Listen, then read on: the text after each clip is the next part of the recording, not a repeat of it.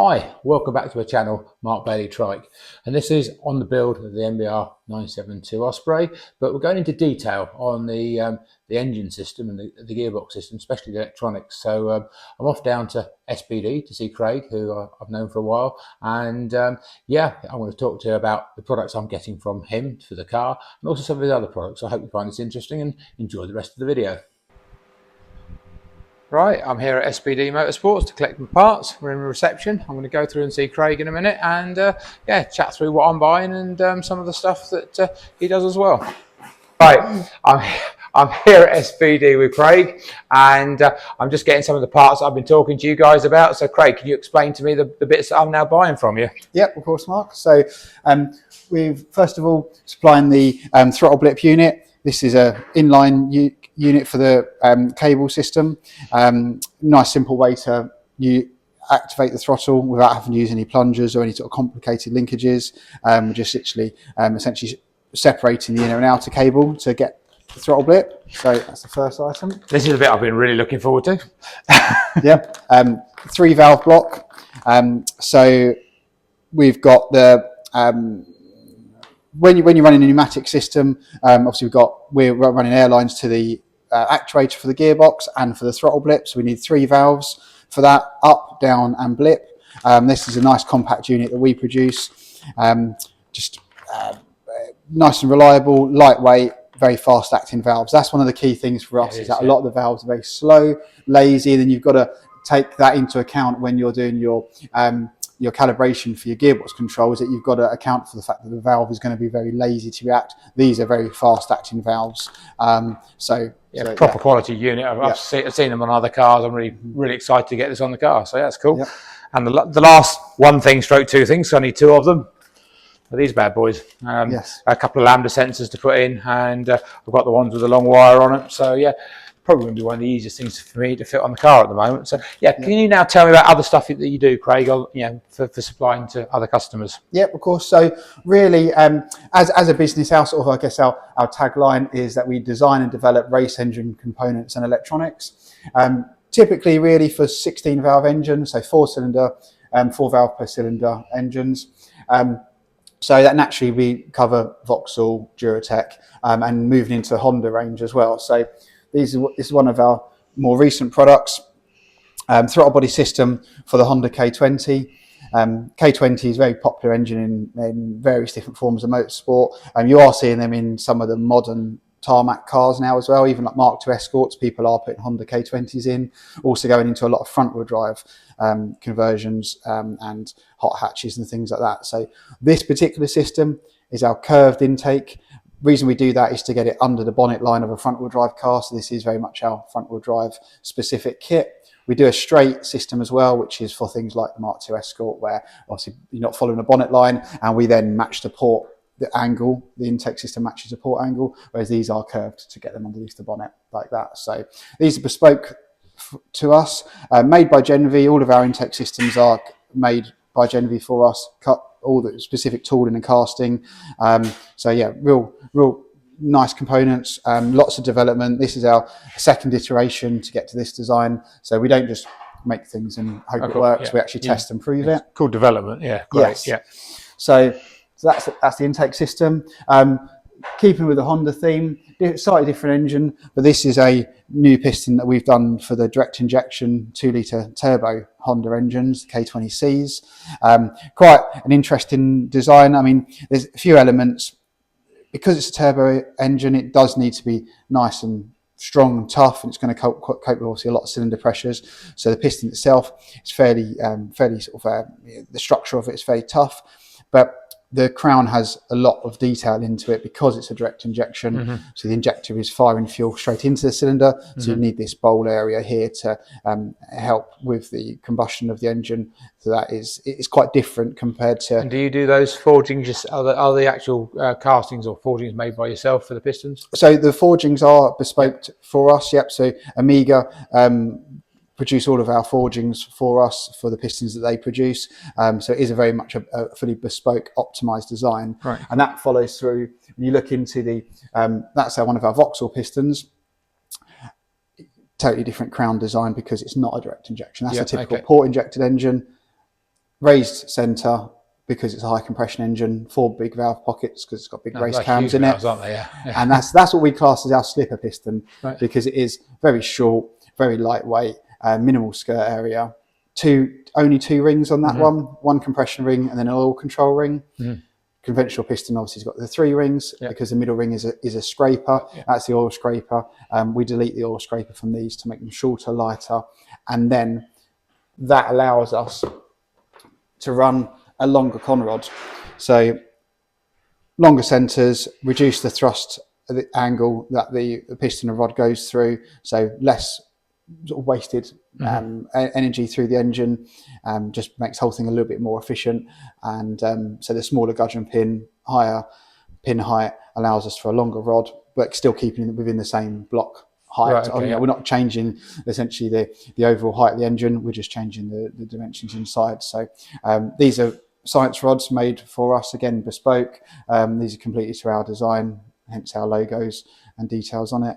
That's really nice, real high-end components. So again, that's for our Vauxhall, which Vauxhall engine's very old now, but it's still one of our mainstays. We're still supplying parts for that.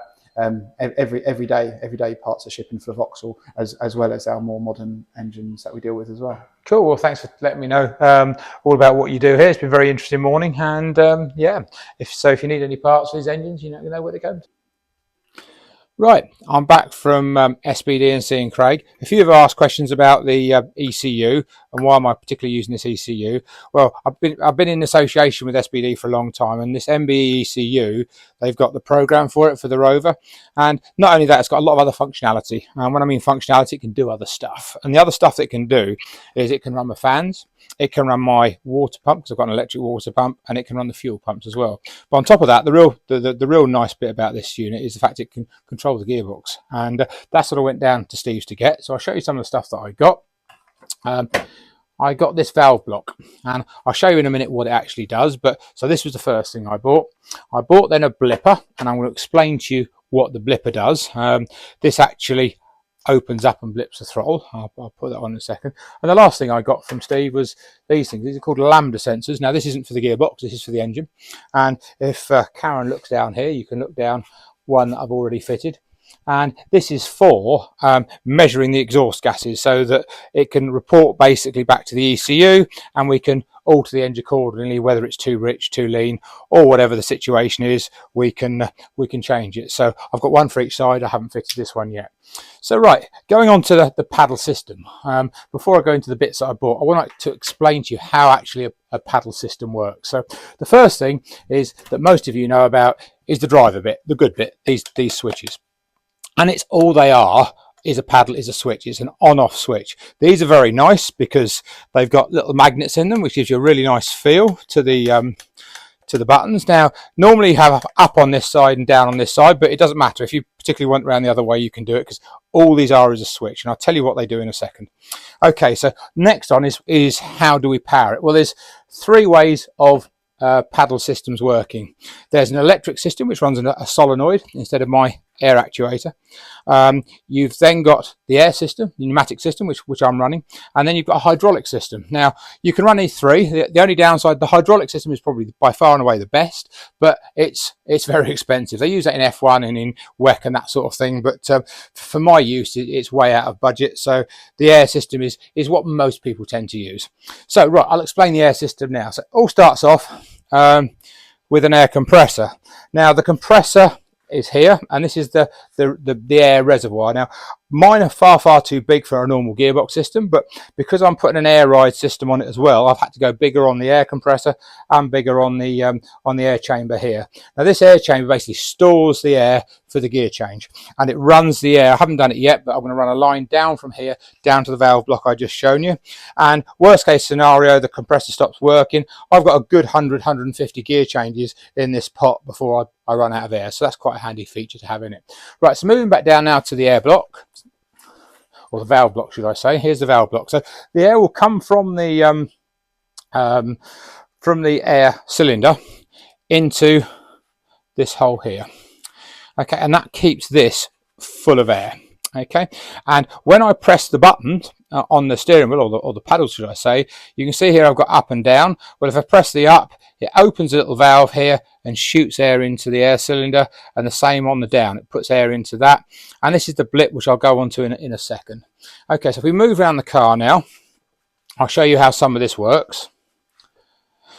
I'm not quite sure where I'm going to mount this yet. It's going to be somewhere in this area. I'll be showing you later in the video where I'm going to end up mounting that, but somewhere in this sort of region, because I've got to mount these two here, have to mount into the up and down here. You see this morning I actually put a little label on here, and I've got an air line here so you can see what happens. Now this isn't the correct pressure because I'm going to normally run at 5 bar, and this I'm lucky if it's about 3 bar, but it'll give you a rough idea of what's going on. So if I put air into that, you can see it changes, goes up the gearbox, and if I put air into this side, you can see it goes down the gearbox. So that's how the air system operates.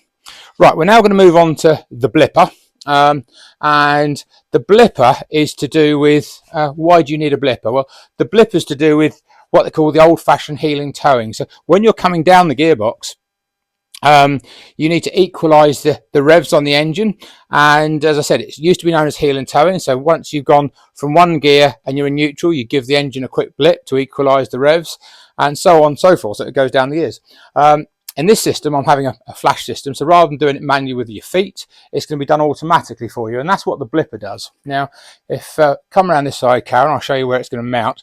Now, unfortunately, this is now going to be plan 2 on the throttle system, because I've got a nice throttle cable all mounted. Now I wondered how it was going to mount, and since I've done the throttle system, things have moved on. Blippers used to actuate on here with just a plunger, and it used to plunge on that, and a company called Geartronics have made this really nice different blipper, and that basically will sit in there, the cable will go into there, and when it wants to blip, the air will come in and pull the cable back. So really nice feature, and again, if I put air in that, you could see, I won't do it now, but you could see this coming in and out. So unfortunately, I'm gonna have to take all this throttle cable off and run a new cable. I've ordered a new cable already for it, but maybe in this video I'll show you me making and putting the video on. So yeah, that's a brief description of the gear change. One other thing I did forget to mention as well is on the up change, what happens is that the ECU, wherever the ECU is quite smart. So as soon as you hit the paddle, the ECU goes, oh, you're changing gear, and it cuts the engine for milliseconds. You can go from sort of 5 milliseconds up to 12, 15 milliseconds, and that's a bit like when you're going from say 3rd to 4th, you're not flat shifting, it just cuts the engine for a short period of time, so you can go up the gearbox without damaging the gearbox. And yeah, that's basically an extra function that's in this, which is again really quite cool. And it can either cut it via the spark, or it can cut it by the fuel. Normally, if you're doing long distance racing or endurance racing, you want to save fuel, so you cut it by the spark. Other times, it's easier normally to cut it by the sorry, I got it around the wrong way. Cut it by the fuel, and I'm probably going to be cutting it by the spark because it's a lot easier to control. Okay. I've been looking in where to put the valve block, and it's a bit of a compromise on design. I've got to get the air lines from here up into here. So what I'm going to do is run a little short line from here, then onto a 90, then up to another 90 to get them in here, and then similar going back. It is a big compromise because I want to get these as far as from the engine as possible. So you sort of want to move it this way, but you also want to move it that way because it's just a bit nicer with the valve blocks. But yeah, I think it's just a compromise I'm going to come to. So I'm going to end up with it in about this position here. Now what I'm going to do is drill and tap 3mm, but I'm going to put bolts in for now, but I've ordered some studs because I think it's going to be a lot better just to slot that on with studs and have some nuts on the top, because I'm going to be putting some under here, I'm going to be putting some foam so the valve block doesn't rattle around too much. And yeah, so that's what I'm about to do, drill and tap and mount the block.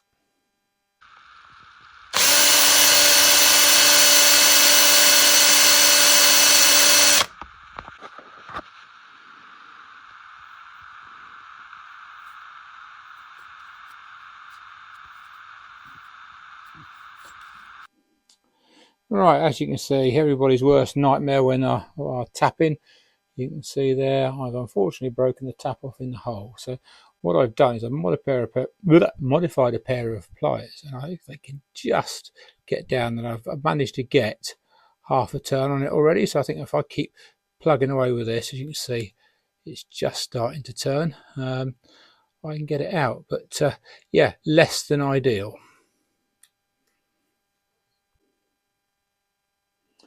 Right, if you've ever done any tapping, this is what success looks like when you break a tap.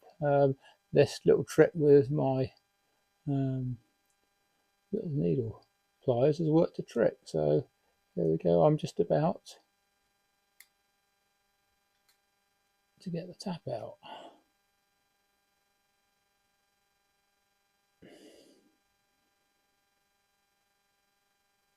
Ta-da! Success. Yes, happy with that. I'll try not to break the next one off.